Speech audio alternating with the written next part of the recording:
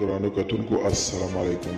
زه محمد سلمان همدرد د حق غږ پښتو چینل خبري لنډیز کې ستاسو کوربه اوس تاسو پام را اړوم د مهمو خبرونو لنډیز ته. کندوز په امام صاحب بندر کې اورلګېدنې ګڼ زیانونه اړولي دي. د کندوز امنیتي چارواکي وایي چې اورلګېدنې ځاني زیانونه نه لري، خو شاوخوا 9.5 میلیونه افغانۍ زیان اړولی دي. د کندوز د امنیې قومندانۍ ویان هجرت الله اکبري وایي چې اور له څو ساعتونو وروسته د پولیسو لخوا مهار کړل شوی دی.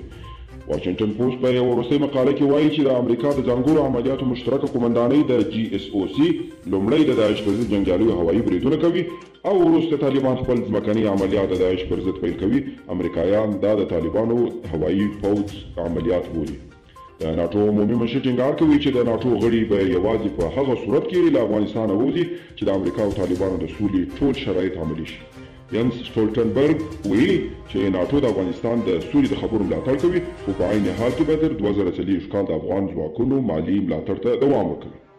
او د امریکا په ولسمشرۍ ټاکنو کې د ډونالډ ټرمپ او د ډیموکرات ګوند نومان جو بایډن ترمنځ وروستۍ مناظره ترسره شوه. په مناظره کې د ډونالډ ټرمپ کارکردګي د سختې پوښتنې لاندې راوستل شوه او پرې توندینه وکړل شوه.